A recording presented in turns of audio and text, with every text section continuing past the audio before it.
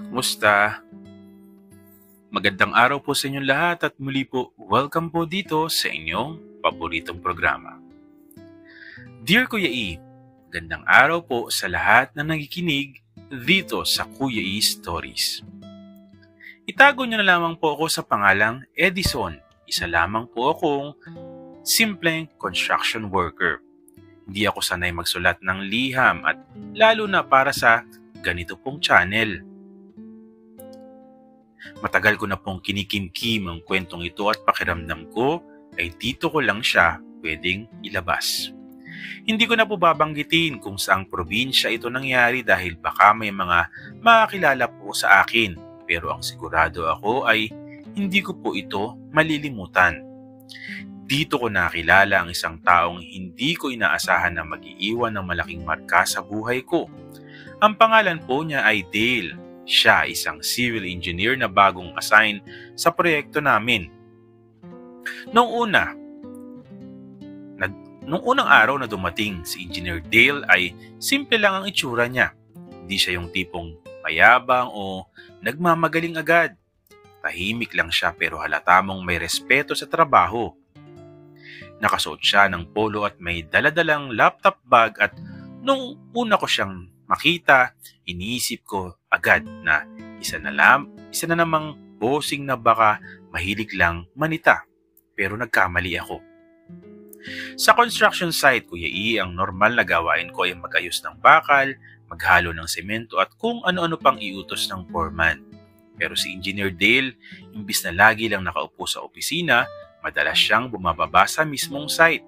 Tinitingnan niya kung tama ba ang alignment, kung sapat ba ang materyales at kung sumusunod ba kami sa plano. Para sa akin, kakaiba siya. Karamihan kasi ng civil engineer na nakasama ko, tamad bumaba at gusto lang nasa mesa. Pero siya ay iba. Doon ako nagsimula na mapansin niya rin ako. Siguro dahil ako yung madalas na naiwan ng gabi, kadalasan kasi katapos ng shift umuwi lahat ng trabahador. Ako na lamang ang natitira. May dalawa akong dahilan kung bakit. Una, kailangan ko ng dagdag na oras para kumita pa ng konti. Kahit hindi nabayad, okay na sa akin basta magawa ko yung dapat matapos. Pangalawa ay may personal akong dahilan. Ayokong umuwi ng maaga. May mga bagay sa bahay na mas gusto kong iwasan. Hindi ko na po iisa-isahin, pero masasabi ko na hindi ganun kaganda yung sitwasyon ko sa aking pamilya. Isang gabi, Kuya E, habang inaayos ko yung mga plano sa gilid, bigla si Engineer Dale na lumapit sa akin. Hindi ko agad na malaya na nandoon siya. Narinig ko na lang yung boses niya. Edison, di ka pa uuwi? Wala kang pamilya na naghihintay? Mahinahon, sabi ni Dale. Medyo nabigla ako. Hindi kasi ako sanay na kinakausap ng engineer. Kadalasan, puro utos lang ang binibigay sa amin, kaya imbis na tumingin sa kanya, umiwas ako ng tingin at sagot ko lang, may tinatapos lang ako, engineer. Akala ko titigil na siya, pero tumayo lang siya sa tabi ko. Hindi siya umalis agad. Pinanood niya lang ako mag-ayos ng mga papel at markahan ng ilang gamit na kailangan. Para bang nagtataka siya kung bakit ginagawa ko pa yun kahit tapos na ang oras. Doon, nagsimula ang interes niya sa akin. Sa mga sumunod na araw, Kuya E, napansin ko na palagi niyang binabanggit kapag overtime ako. Edison, wag mong sagarin ang katawan mo. O kaya naman, dapat may kasama kapag gabi. Delikado. Pero lagi ko lang siyang niningitian o tinatawanan. Sa totoo lang, Kuya E, hindi ko alam kung paano si Engineer Dale na kakausapin ng direkta. Hindi po ako sanay sa mga taong nakapagtapos ng kolehiyo, lalo na isang engineer pa. Pakiramdam ko kasi, magkaibang mundo, kaming dalawa. Pero habang tumatagal, hindi ko naiwasang mapansin na iba rin ang kilos niya. Kapag nasa opisina siya, seryoso. Kapag nasa construction site, approachable. Pero tuwing akong kausap niya, parang may halo ng pag-aalala. May isang insidente na hindi ko rin makakalimutan, Kuya E. Isang araw, habang nagbubuhat ako ng bakal, Biglang may dumaan na malakas na hangin at muntik nang mahulog ang ilang scaffolding. Kung hindi siya mabilis na sumalo at hilain ako palayo, baka nadaganan po ako. Pagkatapos nun, nakatingin lang siya sa akin. Medyo galit pero ramdam kong nag-aalala. Edison, huwag ka nang mag-isa dito sa gabi. Alam mo naman na delikado. Kung kailangan mo ng overtime, sabihin mo sa akin. Huwag kang tatahimik lang. Paalala niya. Hindi ko siya nasagot. Nakayuko lang ako. Kasi ang totoo, hindi ko alam kung paano ipapaliwanag na hindi lang trabaho ang dahilan kung bakit ako palaging nagtatagal sa construction site namin. Kuya Isa, mga gabing ganoon, nagsimula akong magtaka kung bakit siya interesado sa akin. Marami namang ibang trabahador. Bakit ako pa? Hindi ko alam kung awa lang ba yon o may iba siyang dahilan. Pero hindi ko rin matatanggi na iba ang pakiramdam ko tuwing siya po ang kausap ko. Para bang may halong kaba at ginhawa. May isang pagkakataon pa na nahuli niya akong kinukunan ng litrato ang mga plano at gamit-gamit lang ang luma kong cellphone. Akala ko papagalitan niya ako o sisipakin sa trabaho. Pero imbis na magalit, tinanong niya lang ako kung bakit. Hindi ko siya masagot ng diretsyo. Sabi ko lang, para may record ako. Pero ang totoo, may mga napapansin ako sa proyekto na hindi tugma. May mga materyales na bigla na lang nawawala. May mga numero sa plano na hindi kapareho ng ginagawa sa construction site. Hindi ko alam kung anong ibig sabihin noon pero ramdam ko na may mali. Hindi ko pa masabi kay Dale ng direkta pero nagsimula na akong magtago ng mga ebidensya. Hindi dahil gusto kong makialam, kundi dahil baka isang araw kailanganin ko ito. Kuya Isa, puntong ito, hindi ko pa alam kung saan nahantong ang lahat. Ang sigurado lang ako, nagsimula na akong mahulog sa isang sitwasyon na hindi ko inaasahan. Hindi lang ito tungkol sa trabaho. Hindi lang ito tungkol sa pagiging civil engineer at construction worker. May mas malalim pa dito at hindi ko pa kayang pangalanan kung ano. Basta ang alam ko, Kuya E, sa tuwing nakikita ko si Dale, may halo ng kaba, saya at takot. Kaba dahil baka mabuking ako sa mga sekreto kong tinatago. Saya dahil siya lang ang unang tao na totoong nagtanong kung kumusta ako at takot dahil baka isang araw may mangyari na hindi ko na rin kayang pigilan. Ito pa lang ang simula pero pakiramdam ko ay mahaba at mabigat pa ang tatahakin ng kwento naming dalawa. Hindi ko alam kung saan kami dadalhin ng lahat ng ito pero hindi ko malilimutan ang unang tanong na binato niya sa akin. Edison, hindi ka pa uuwi? Mula noon, hindi na rin ako umuwi ng pareho ng dati. Hindi ko rin inakala na darating ako sa ganitong punto. Pero habang lumilipas ang mga linggo, mas lalo kong nakikita na hindi lang basta trabaho ang proyekto namin ginagawa. May mga bagay na nakatago at sa kasamaang palad, nahulog na rin ang damdamin ko sa taong hindi ko naman inaasahan. Kuya E, isang araw, naliligo ako. Doon sa loob ay pumasok siya. Nagulat ako, Kuya E, at kaya naman nagtakip ako ng aking katawan. Pero dumire-diretso pa rin siya. Kuya E, hindi ko inaasahan ang mga sumunod na nangyari. Hinalikan niya ako ng matindi. Ang engineer na talaga namang akala ko'y lalaking lalaki, tinikman ang aking paps. Nagulat ako, Kuya E, sa kanyang ginawa pero talagang nasarapan ako. Sa pagkakataong yun, Kuya E, ay naging mas close na kami ni engineer. Naging malapit siya sa akin. Noong una, simpleng tanong lang yung mga binabato niya pero habang lumilipas ang panahon, mas nagiging seryoso na siya sa mga napapansin niya.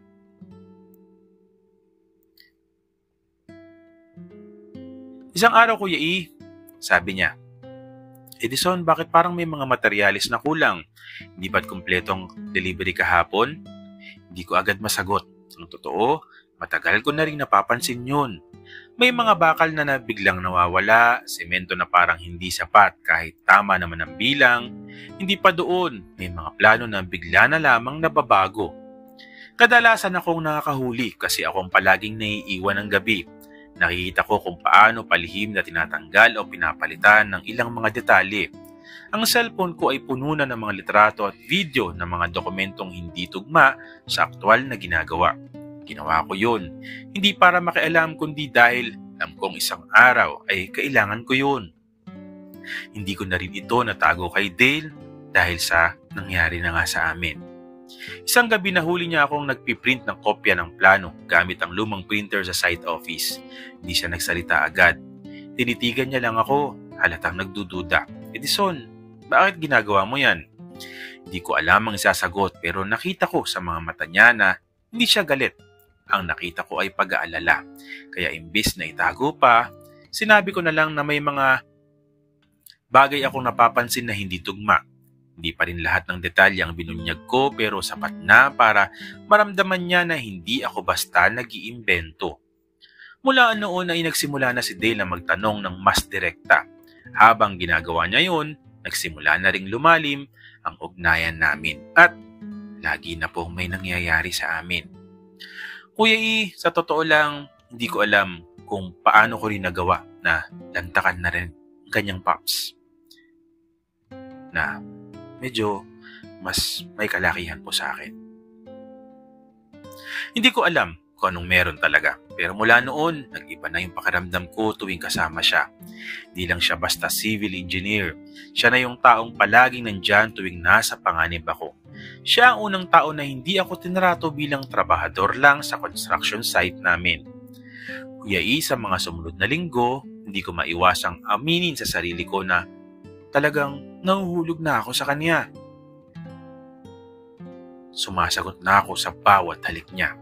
Kahit bawal at kahit hindi dapat, hindi ko sinasadya. Pero talagang nangyari na lang. Pero bago ko ilahad ang naramdaman ko, kailangan ko rin ikwento ang bigat na dinadala ko. Kasi hindi ako basta construction worker lang. May pinagmulan ng lahat ng ginagawa ko. Bago dumating si Dale, may isa pang civil engineer na naka-assign sa construction site.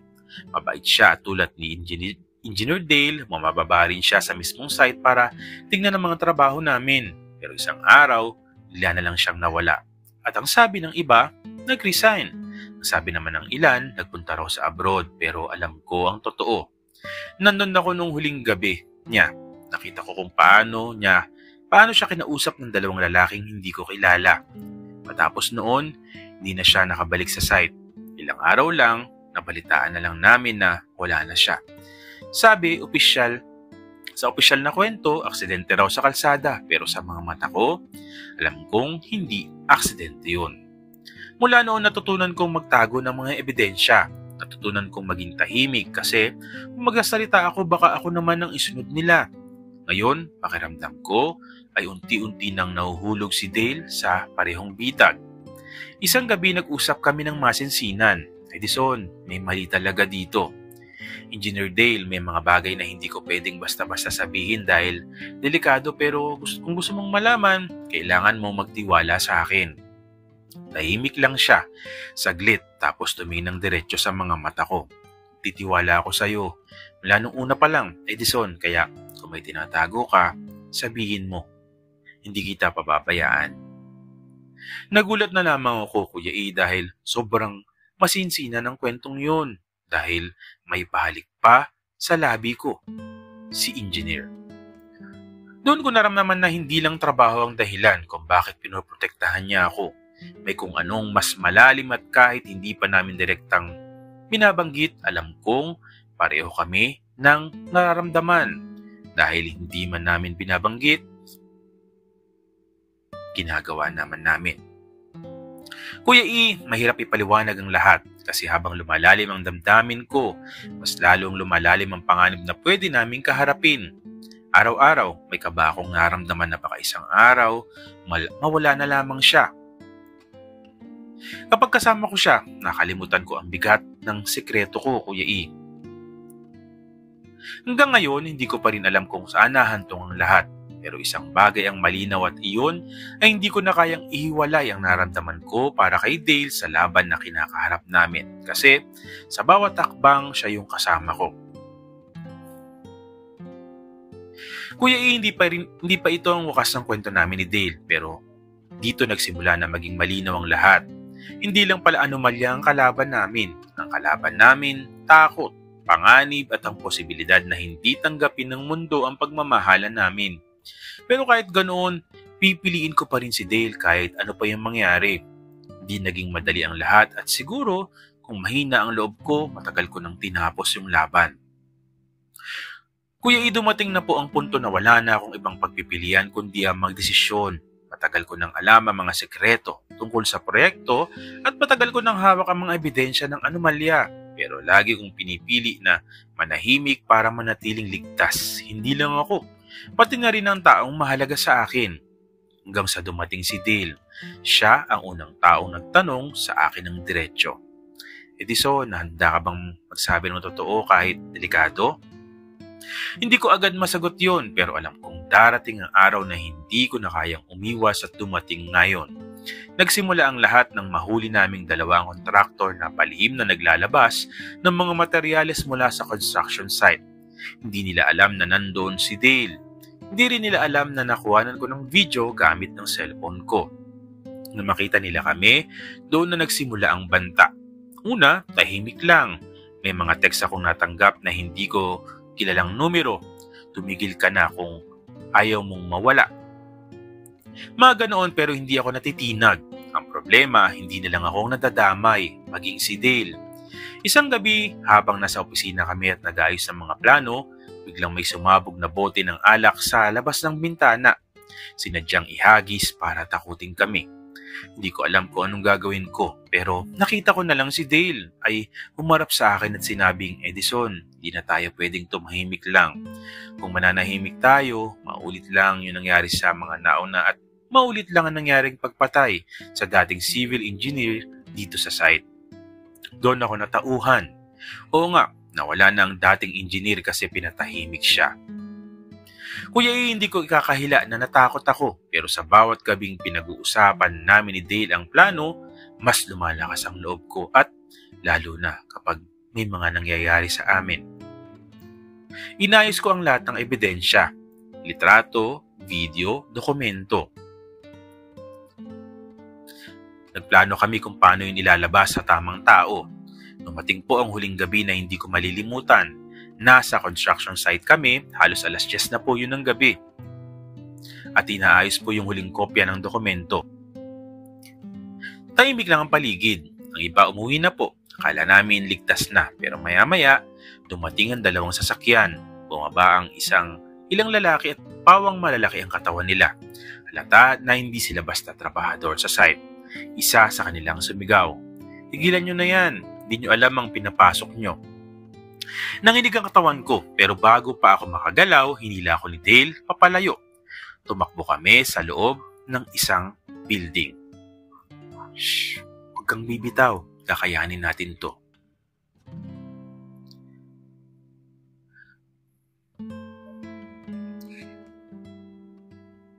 Kuya kahit anong pagtatago namin, tinutukan kami ng patalim, nahanap kami. Hinila ako ni Dale at sabay kaming tumakbo palabas ng construction site. Hindi ko na alam kung saan kami dumaan. Basta ang alam ko, nakalabas kami at sumakay ng motorsiklo. Tumakbo kami papunta sa pinakamalapit na presinto at doon nagsumbong. Pagdating namin sa presinto, halos hindi ako makapagsalita sa sobrang kaba. Pinakita namin ang lahat ng ebidensya at tinanggap yun ng mga pulis. Kuya, kinabukasan, lumabas sa balita ang tungkol sa anomalya. Nahuli ang ilang tao sa likod nito at napatunayang hindi aksidente ang pagkamatay ng dating civil engineer. Kuya, sa wakas, nakahinga na rin ako, pero hindi pa rin natatapos ang laban. Kumalat ang balita, hindi lang anomalya. Lumabas rin ang pangalan namin ni Dale at kasabay ng katotohanan, kumalat din ang usapan tungkol sa amin.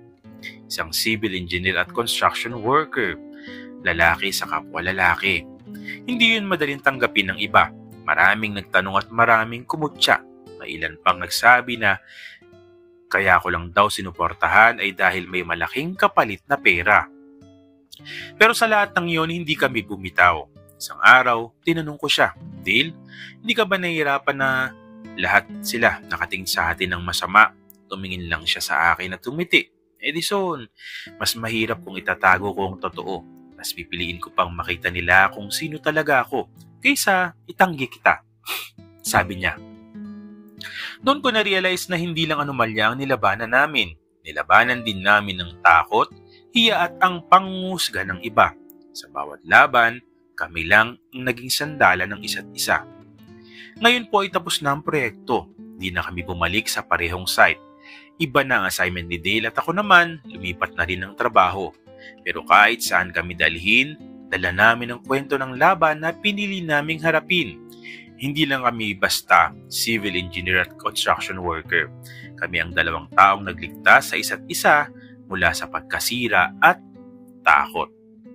At ito po Kuya E, ang kwento namin ni Dale. Hindi ito isang perpektong kwento ng pag-ibig, puno ito ng kaba, luha at pangarap, at panganib. Pero sa dulo, natutunan namin piliin ang katotohanan at higit sa lahat, piliin ang isa't isa. Yun ang pinakamahalaga sa lahat. No? Sa kabila ng mga panganib, sa kabila ng mga problema, kumbaga nagtulungan kayo na maisakatuparan yung kumbaga pagbabago doon sa inyong trabaho o masolusyonan naman lang. Lalo lang ngayon, no? Yung sa panahon ngayon na mainit yung mga flood control projects, no? Nakakatuwa pa rin na may mga tao pa rin na magsisiwalat ng mga kabulastugan o mga kapalpakan sa mga pinagkagagawa ng ibang mga tao dahil sa kasakiman. Ganda lang. Pero maraming salamat Edison sa iyong kwento at muli po maraming salamat po sa patuloy na sumusubaybay, sumusuporta dito lamang po sa inyong paboritong programa. Maraming salamat po sa inyong lahat.